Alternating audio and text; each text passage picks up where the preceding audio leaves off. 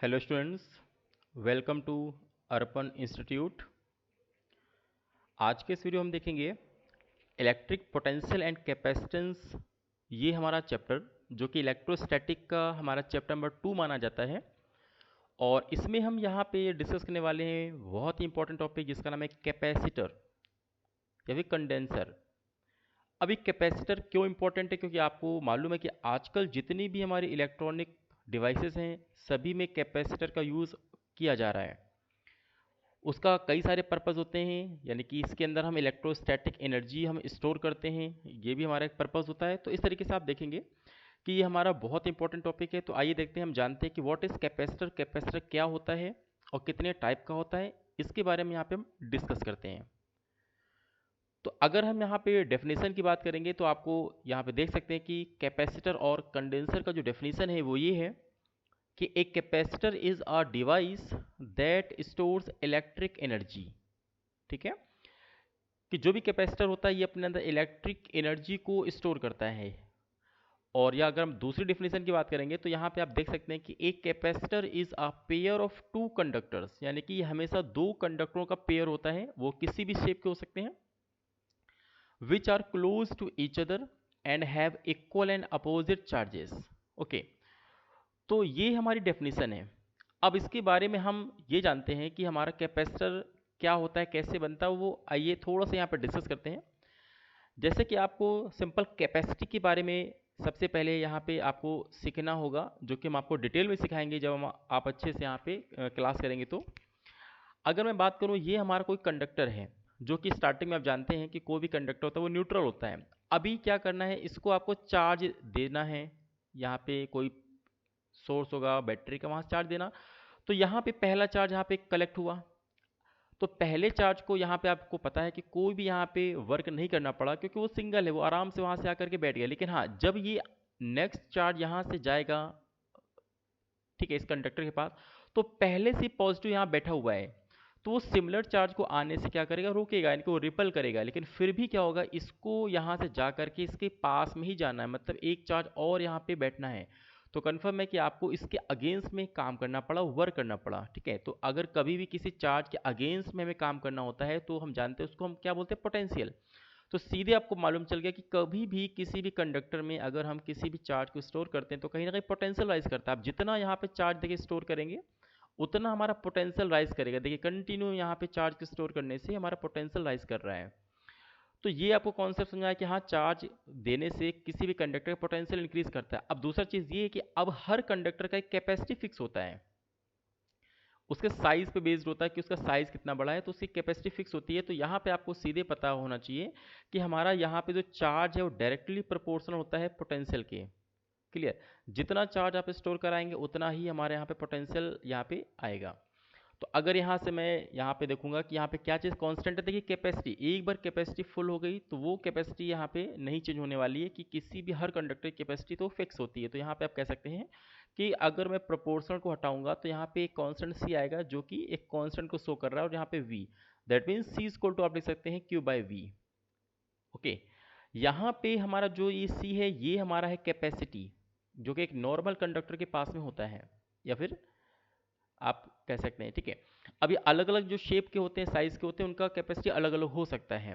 Spherical का अलग होगा, स्ट्रेट लाइन का अलग होगा। अब यहाँ पे बात आ रही है, अगर कैपेसिटी इसकी नहीं इंक्रीज हो रही है, यानी कि फुल हो चुकी है, तो हम क्या करें, उसके लिए आपको क्या काम करना है, इसके जस्ट सिमिलर उसी तरीके का एक कंडक्टर और यहाँ पे लेना है, इसके बहुत ही क्लोज यहाँ पे रख देना है और इसको ग्राउंड कर देना है।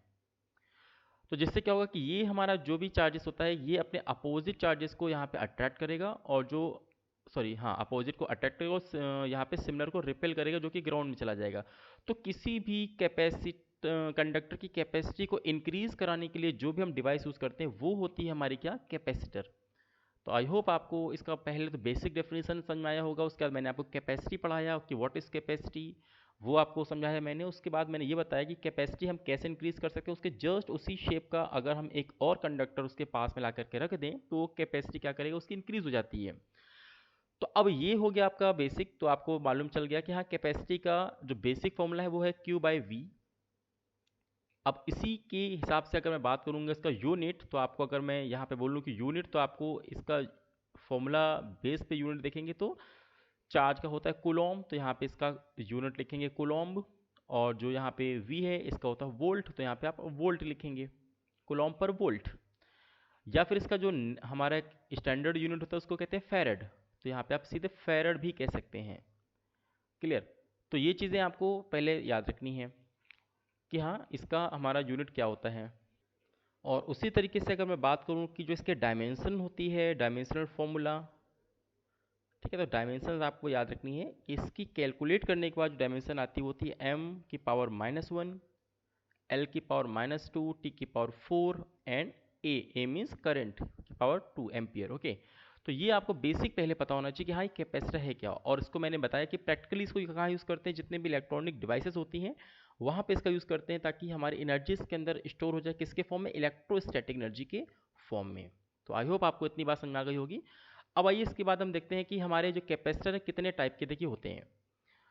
तो अगर मैं बात करूंगा कि इसके कितने टाइप होते हैं, तो देखिए यहाँ पे इसके बेसिकली 3 टाइप होते हैं।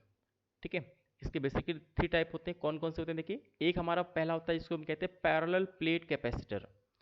अब इसका नाम पैरेलल प्लेट क्यों है, तो आप देख सकते हैं इसका जो स्ट्रक्चर होता है, जो शेप होता है, वो कहीं ना कहीं पैरेलल जो प्लेटें होती हैं उनको आमने सामने रखते हैं, लेकिन दोनों कनेक्ट यानी टच नहीं होनी चाहिए, इस हिसाब से इसको यहाँ पे हम यूज़ करते हैं। तो ये हमारा है पहला, जो कि है हमारा पैरेलल प्लेट। उसका अगर मैं सेकंड यहाँ पे बात करूँ, तो सेकंड आप देख सकते हैं कि स्फेरिकल कैपेसिटर। उसी तरीके से कि इसमें एक हमको स्फीयर को पॉजिटिव प्लस क्यू चार्ज देना रहता है, और इसके जस्ट आउटसाइड में हमको यहाँ पे नेगेटिव चार्ज देने के लिए हमको यहाँ पे ऑलरेडी एक कंडक्टर लेना होता है स्फेरिकल शेप में, और उसको ग्राउंड यहाँ पे आपको कनेक्ट कर देना है। तो ये हमारा जो शेप होता है वो कहीं ना कहीं स्फेरिकल टाइप का होता है, इसलिए हम इसको क्या बोलते हैं, इसको हम कहते हैं स्फेरिकल कैपेसिटर।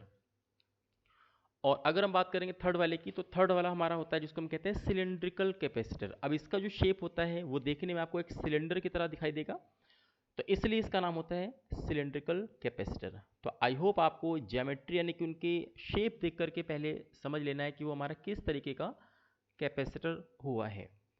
अब इसके बाद हम यहाँ पे देखेंगे कि पैरेलल प्लेट कैपेसिटर को हम डिटेल में यहाँ पे समझेंगे कि क्या होता है, कैसा इसका कैपेसिटी होती है, ये सारी बातें हम यहाँ पे सीखेंगे। तो देखिए यहाँ पे हम बात करने वाले हैं कि पैरेलल प्लेट कैपेसिटर। अब देखिए एग्जाम में इससे रिगार्डिंग बहुत से क्वेश्चन बनाए जाते हैं। कई बार आपको जो मैंने क्वेश्चन यहाँ पे दिया है इसमें आपको दिखाई दे रहा है कि दो हमारे प्लेटें हैं जो कि पैरेलल हैं एक दूसरे के, और इनके बीच हमेशा यहाँ पे आपको मैंने फिल किया है कि कोई भी मीडियम फिल नहीं है, यानी कि एयर आपको मान के चलनी है कि इनके बीच में देखिए पूरे में आप जो देख रहे हैं एयर यहाँ पे फिल की गई है। ठीक है, अब एग्जाम में एयर का भी क्वेश्चन आ सकता है, अदरवाइज आपको कोई मीडियम यानी कि डाइलेक्ट्रिक जिसको हम कहते हैं डाइलेक्ट्रिक को भी फिल कर सकता है, या फिर इसको पार्सली भी फिल कर सकता है। तो तीनों के तीनों मैं कॉन्सेप्ट आपको अपने आने वाले वीडियो में बताऊंगा। यहाँ पे फिलहाल हम बात करने वाले हैं कि पैरेलल प्लेट कैपेसिटर क्या होता है। तो अगर मैं यहाँ पे डायग्राम को एक्सप्लेन करूँ, तो यहाँ पे आप देख सकते हैं कि यहाँ पे मैंने एक फर्स्ट प्लेट लिया हुआ है, इसको मैंने क्या किया, बैटरी के पॉजिटिव टर्मिनल से यहाँ पे अटैच किया हुआ है। ये मान सकते हैं बैटरी का हमारा पॉजिटिव टर्मिनल है, जिसकी वजह से यहाँ पे सारा पॉजिटिव चार्जेस का सोर्स होगा। अब यहाँ से कंटिन्यू पॉजिटिव चार्जेस की सप्लाई यहाँ से जाएगी इस प्लेट के पास। तो इस तरीके से पहली वाली प्लेट के अंदर साइड में पूरा का पूरा पॉजिटिव कलेक्ट हो जाएगा। क्यों अंदर हुआ, क्योंकि बाहर इसलिए नहीं होगा क्योंकि सब यहाँ पे जो सोर्स है उसे रिपेल होने की वजह से सब अंदर की तरफ जमा हो जाएंगे।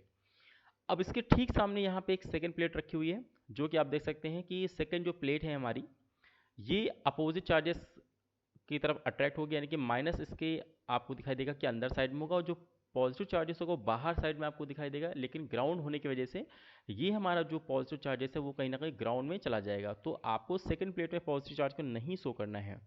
अब उसके बाद आपको पता है कि दोनों प्लेट में अपोजिट यहाँ पे चार्जेस है, और ये इक्वल होना चाहिए कि पहली प्लेट में अगर प्लस क्यू है टोटल चार्ज और दूसरी प्लेट में हमारा माइनस क्यू है टोटल चार्ज, तो इनके बीच में एक इलेक्ट्रिक फील्ड जनरेट हो जाएगी, जिसकी वजह से क्या होगा कि अगर मैं बात करूँ कि मिड साइड में, तो आप देखेंगे कि हमारी इलेक्ट्रिक फील्ड जस्ट स्ट्रेट है, यानी कि पॉजिटिव से चल करके निगेटिव की तरफ। लेकिन जो ऊपर साइड और नीचे साइड आपको दिखाई दे रहा है, यहाँ पे हल्का सा देखिए कर्व शेप आ गया, ये देखिए क्यों, क्योंकि यहाँ पे हमारा कॉर्नर्स है, कॉर्नर से हमारी इलेक्ट्रिक फील्ड थोड़ा सा यहाँ पे ये ऑल डायरेक्शंस में हमारी पॉजिटिव चार्जेस के होती है, तो एड्ज में अट्रैक्ट होने की वजह से हल्का सा टिल्ट हो जाएगी। तो ये आपको थोड़ा ध्यान देते बने हुए समझना है कि हाँ बाउंड्री पे इसकी हल्का सा क्या होगा कि यहाँ पे टिल्ट हो जाएगा। अभी फाइनली आपको यहाँ पे एग्जाम में पूछा जाता है कि जो पैरेलल प्लेट कैपेसिटर है हमारा, इसका जो कैपेसिटी होगी वो कितनी होगी, आपको कैपेसिटी निकालनी है।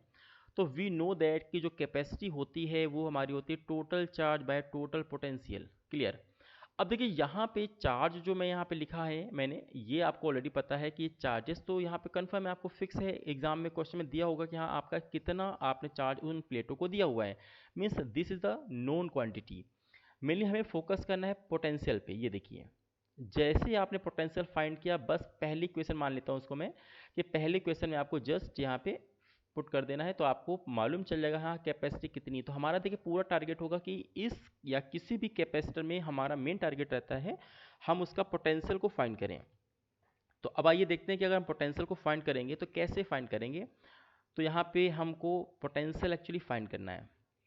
पोटेंशियल यानी कि हमको v is equal to question mark.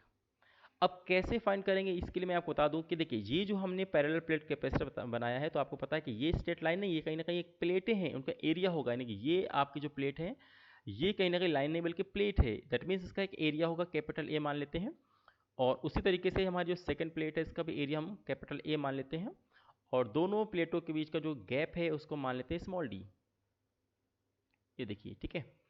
तो ये चीज़ आपको ध्यान से समझनी है कि इतना पैरामीटर आपको मालूम होना चाहिए कि दोनों प्लेटों का एरिया है कैपिटल ए और जो गैप है वो है स्मॉल डी, एयर इनके बीच मैंने फिल किया हुआ है, और जो टोटल चार्ज है वो क्यू दिया है। तो आइए सबसे पहले मैं बात करूं कि आपको मैंने इसके जो पहले इलेक्ट्रोस्टैटिक का जो चैप्टर था उसमें मैंने आपको गॉस थ्योरम देखिए पढ़ाया हुआ था, और गॉस थ्योरम में स्पेशली मैंने आपसे कहा भी था कि गॉस थ्योरम में एक एप्लीकेशन है सेकंड, जिसका है कि इन्फिनिटी शीट की वजह से इलेक्ट्रिक फील्ड, यानी कि कभी भी आपको यहाँ पे अगर मैं बताऊँ कि कभी भी आपके सामने कोई बहुत ही लॉन्ग, यानी कि कह सकते हैं इसका एरिया बहुत ज़्यादा हो और उसको चार्ज दिया हो जो कि यूनिफॉर्मली डिस्ट्रीब्यूट हुआ हो, ये मान लेते हैं हमारे पास बहुत ही लॉन्ग या एरिया जिसका बहुत ज़्यादा होगा एक शीट है। तो इसकी वजह से क्या होता है, दोनों साइड में चाहे आप इधर देखेंगे या फिर इधर देखेंगे, दोनों साइड में आपको पता है इलेक्ट्रिक फील्ड होगी, क्योंकि प्लस से इलेक्ट्रिक फील्ड बाहर आती है, दोनों साइड में चार्जेस दिया हुआ है। तो वो आपको याद रखना है कि इलेक्ट्रिक फील्ड हमेशा होती है सिग्मा बाय 2 एप्सिलॉन नॉट। ठीक है, ये आपका इलेक्ट्रिक फील्ड होती है due to the one plate. यहाँ पे सिग्मा क्या चीज़ है, सिग्मा हमारा होता है surface charge density. Surface charge density हमारा होता है जो कि आपको पता है कि चार्ज पर यूनिट एरिया हमारा इसका वैल्यू होता है। तो ये आपको देखिए बेसिक कॉन्सेप्ट है जिसको मैं डिटेल के जो हमारे वीडियोस होंगे उनमें मैं आपको समझाऊंगा। अभी फिलहाल मैं इस कॉन्सेप्ट को यूज़ करता हूँ कि आपको पता है सिंगल की वजह से हमारा यहाँ पे जो भी है वो है sigma point two epsilon not. और यहाँ पे आप देख सकते हैं कि प्लस से अगर मैं बात करूँ इलेक्ट्रिक फील्ड है हमारे सामने की तरफ, यानी कि प्लस से बाहर निकलते हैं, और माइनस की अगर मैं बात करूँ तो माइनस ऐसा इनसाइड होती है डायरेक्शन। तो अगर मैं माइनस को कंसिडर करूँ तो देखिए इलेक्ट्रिक फील्ड इसके पास में ही आएगी, मतलब जो पहली प्लेट है उससे इलेक्ट्रिक फील्ड हमारी क्या हो रही है, इससे दूर जा रही है पहली प्लेट से, और सेकेंड वाली जो प्लेट है हमारी इसके पास इलेक्ट्रिक फील्ड इसके पास आ रही है, यानी दोनों कह सकते हैं केस में इलेक्ट्रिक फील्ड की जो डायरेक्शन है वो सेम है।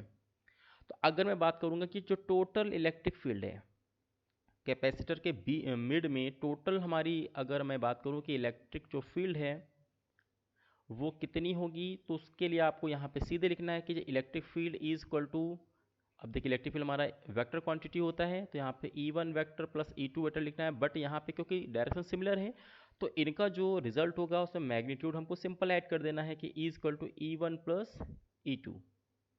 अब आपको मालूम है फर्स्ट प्लेट हो या सेकंड प्लेट हो, दोनों का यहाँ पे इलेक्ट्रिक फील्ड सेम होती है sigma bye 2 epsilon not upon में सिग्मा बाय 2 एप्सिलॉन नॉट, और इसको हम ई से शो करेंगे। तो अगर हम फाइनली देखें, मैं यहाँ पे देखें ऑलरेडी यहाँ पे बता देता हूँ आपको कि इलेक्ट्रिक फील्ड जो हमारी आएगी वो आपकी आएगी 2 एप्सिलॉन नॉट, सॉरी मैंने एलसीएम ले लिया तो सिग्मा प्लस सिग्मा मतलब 2 सिग्मा, 2 से यहाँ पे 2 कट कर दीजिए। तो फाइनली आप देखेंगे कि ई इक्वल टू आएगा सिग्मा बाय एप्सिलॉन नॉट। ये आपको पता चल गया, हाँ इलेक्ट्रिक फील्ड हमको फाइंड हो चुकी है। अब इसके बाद अब इलेक्ट्रिक फील्ड निकालने के बाद आपको इलेक्ट्रिक पोटेंशियल निकालना बहुत आसान है, क्योंकि आपको मालूम है कि इलेक्ट्रिक जो पोटेंशियल होता है, इलेक्ट्रिक पोटेंशियल की अगर मैं बात करूँ जो कि एक स्केलर क्वांटिटी होती है, मैंने ऑलरेडी आपको वीडियो में बताया हुआ है, उसको निकालने के लिए आपको पता है कि हमारा होता है ई और इनटू में डिस्टेंस कह सकते हैं कि आपकी इलेक्ट्रिक फील्ड और जिस डिस्टेंस पे आपको निकालना है वहाँ पे उसको डिस्टेंस, तो यहाँ पे फिलहाल मैं दोनों प्लेटों के बीच का निकाल रहा हूँ, तो यहाँ पे सिंपल सा आपको मल्टीप्लाई में दोनों प्लेटों के बीच का जो डिस्टेंस वो डी यहाँ पे प्लेस कर देना है। वैसे अगर मैं बात करूँ इसका जो फॉर्मूला होता है वो आपको होता है ई और डॉट डी आर। ठीक है, यहाँ पे आपको सिंपल से याद रखना है। क्योंकि यहाँ पे ई हमारा वेक्टर क्वांटिटी है और डी आर का मतलब डिस्प्लेसमेंट, ये हमारी वेक्टर क्वांटिटी है, लेकिन यहाँ पे डॉट लगाते हैं क्योंकि हमारा पोटेंशियल हमारी क्या, स्केलर क्वांटिटी। तो यहाँ पे जो डिस्टेंस है वो सीधे दोनों प्लेटों के बीच की रखनी है, तो ई हमको यहाँ पे मैंने सी डी को डायरेक्टली यहाँ पे पुट कर दिया। तो यहाँ पे अगर वी आपको निकालना है तो ई ऑलरेडी आप पता है कि सिग्मा बाई एप्सिलॉन नॉट है इंटू डी है, यहाँ पे आप लग सकते हैं। और मैंने अभी जस्ट आपको बताया कि सिग्मा हमारा है सरफेस चार्ज डेंसिटी, जो कि होता है total charge upon total area. तो यहाँ पे मैंने क्या बताया आपको कि जो टोटल मैंने चार्ज दिया है वो मैंने आपको दिया है क्यू। देखिए जो मैंने टोटल चार्ज यहाँ पे दिया वो मैंने क्यू दिया हुआ है, तो यहाँ पे सिर्फ आपको क्यू लिख देना है। और जो प्लेटों का एरिया है वो तो एक इक्वल है, तो जहाँ पे सिग्मा है वहाँ पे आप क्यू अपॉन ए कर सकते हैं। तो हमारा जो पोटेंशियल आएगा वो आप देख सकते हैं कि क्यू हो जाएगा, डी हो जाएगा, ये तो ऊपर ही थे दोनों, और नीचे एप्सिलॉन नॉट और ए। ये देखिए, तो फाइनली हमने यहाँ पे पोटेंशियल फाइंड किया जो हमारा मेन टारगेट था। तो इस तरीके से हमने क्या किया कि फाइनली पोटेंशियल निकाल लिया जो हमारा मेन टारगेट था। अब अगर हमने यहाँ पे पोटेंशियल निकाल लिया है तो सीधे हम यहाँ देखते हैं कि अभी कैपेसिटी हमारी कितनी हो जाएगी। तो अगर हम अब कैपेसिटी की बात करें जो कि हमारा था C equal to total charge upon total potential, तो यार टोटल चार्ज मैंने यहाँ पे पुट किया और ये हम डिवाइड लगाते हैं मेन, और जो पोटेंशियल वो क्यू डी बाय सिग्मा, यहाँ पे लिखेंगे Q D upon epsilon naught into A. तो Q से Q हमारा यहाँ पे माइनस कर देना, सॉरी यहाँ पे कैंसिल आउट कर देना है, और एप्सिलॉन नॉट ए हमारा जस्ट ऊपर शिफ्ट हो जाएगा, तो एप्सिलॉन नॉट ए अपॉन डी। तो ये आपने देखा कि फाइनली अगर मैं बात करूँ कि दो हमारी प्लेटें हैं आपस में पैरेलल हैं, उनके बीच का जो हमारा कैपेसिटी होती है वो आपके सामने लिखा हुआ है कि C equal to epsilon naught A by D, और इसका यूनिट मैंने आपको भी जस्ट बताया कि फैरेड। तो ये हमारा देखिए बेसिक केस है। अब इसमें कैसे भी क्वेश्चन आपको जनरेट किए जा सकते हैं। अगर मैं बात करूं कि आपसे पूछेगा, यहाँ पे नोट करके मैं लिख देता हूं कि अगर दोनों प्लेटों के बीच में हमारा कोई डाइलेक्ट्रिक मीडियम फिल किया गया है, इफ डाइलेक्ट्रिक इज फिल्ड, ठीक है, एयर की जगह यहाँ पे डाइलेक्ट्रिक मैंने यहाँ पे फिल किया हुआ है, तो उसकी जगह क्या करना है आपको, एक कांस्टेंट के का मल्टीप्लाई कर देना है, क्योंकि उतने टाइम हमारी जो कैपेसिटी होती है वो इंक्रीज हो जाती है, बढ़ जाती है। तो फाइनली अभी हम देखेंगे कि जो हमारा कैपेसिटी है C इक्वल टू के एप्सिलॉन नॉट ए अपॉन डी, ये हमारा देखिए उस समय फॉर्मूला ये आपको यूज करना है। क्लियर। और उसी तरीके से सेकंड केस ये आता है कि अगर हमारी यहाँ पे जो डाइलेक्ट्रिक होगा मीडियम वो पूरी तरीके से फिल नहीं है बल्कि एक स्लैब यहाँ पे रखी गई है, तो आपको सेकंड केस ये होता है कि if dielectric slab is placed, dielectric slab is placed, then आपको सिर्फ यहाँ पे देखना है कि ऐसे में आपको क्या करना है, जो भी हमारी यहाँ पे कैपेसिटर था तो हमको पूरे में यहाँ पे फिल नहीं करके कोई स्लैब यहाँ पे जिसकी थिकनेस टी यहाँ पे मान लेते हैं, ये टी थिकनेस है, उसका डाइलेक्ट्रिक कांस्टेंट के है, बाकी में हमारी पूरी एयर है। ये देखिए इधर भी एयर है इधर भी एयर है, ऐसा भी क्वेश्चन अगर आएगा तो वहाँ पे हम देखेंगे उस समय हमारी जो फॉर्मूला आएगा वो आपको जस्ट चेंज हो जाएगा कि एप्सिलॉन नॉट ए अपॉन में D minus T plus T by के, ये हमारा फॉर्मूला आपको यूज़ करना है। ओके, तो ये हमारा है बेसिक कॉन्सेप्ट जो कि पैरेलल प्लेट कैपेसिटर यहाँ पे आपको शो करता है। उसके बाद कई बार ये क्वेश्चन आता है कि आपका जो कैपेसिटर है इसका मेन टारगेट था कि कैपेसिटी को इंक्रीज कराना, तो आपको इस फॉर्मूले से देखिए हमारी जो कैपेसिटी वो किन किन चीज़ों पे डिपेंड कर रही है, ये भी इंपॉर्टेंट है। तो आपको याद रखना है कि डिपेंडेंसी ऑफ कैपेसिटर या ऑफ कैपेसिटेंस, कि किसके किसके ऊपर डिपेंड कर रहा है जिससे हम अपनी कैपेसिटी को और बढ़ा सकते हैं। तो आपने पहले चीज़ देखा कि पहला हमारा एरिया, यानी कि सी हमारा डायरेक्टली प्रोपोर्शनल है एरिया, यानी कि जितनी हैवी आप प्लेटें यहाँ पे चूज़ करेंगे उतना ज़्यादा आपकी कैपेसिटी बढ़ेगी, यानी कि उतना ज़्यादा वो चार्जेस को स्टोर कर सकता है हमारा कैपेसिटर।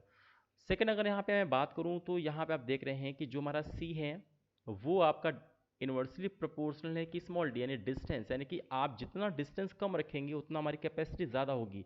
यानी कि दो जो प्लेटें वो हैवी होनी चाहिए साइज़ में और बहुत ही क्लोज होनी चाहिए। और तीसरा आप ये भी यहाँ पे देख रहे हैं कि हमारा जो कैपेसिटी होती है वो हमारी कैपेसिटी क्या है, डायरेक्टली प्रोपोर्शनल है कि के, यानी कि डाइलेक्ट्रिक कांस्टेंट, यानी कि जितना आपका डाइलेक्ट्रिक कांस्टेंट ज़्यादा होगा उतना ही हमारी क्या होगी, कैपेसिटी भी ज़्यादा होगी। तो ये हमारा देखिए ओवरऑल पूरा कॉन्सेप्ट है जिसको मैंने बेसिक लेवल से आपको पढ़ाया है, ताकि अगर आप बिल्कुल भी अननोन है तो आपको यहाँ पे मालूम चल जाए कि हाँ कैपेसिटी हमारी क्या होती है कैपेसिटेंस की, और कैपेसिटर हमारे कितने टाइप के होते हैं, और उसके बाद हम यहाँ पे स्पेशली पैरेलल प्लेट के बारे में मैं यहाँ पे पढ़ रहा हूँ। उसके अलावा इसकी कैपेसिटी कितनी तरीके से और वेरी कर सकती है, ये सारी बातें आपको डिटेल में मैंने बताया फिलहाल। और उसके बाद जो भी इससे रिलेटेड चीज़ें होंगी, इसका जो हाई लेवल की चीज़ें होंगी, मैं आपको आने वाले वीडियोज़ में आपको एक एक करके सब कराऊंगा, जिससे कि आपका जेई का, नीट का जो भी एग्ज़ाम में क्वेश्चन पूछे जाते हैं, आप बहुत आसानी से उसको कर सकेंगे। तो आई होप आपको ये वीडियो ज़रूर पसंद आया होगा। तो प्लीज़ यहाँ पे हमसे कांटेक्ट करें। तो मिलते हैं एक और अच्छे वीडियो के साथ, तब तक के लिए बहुत बहुत थैंक यू।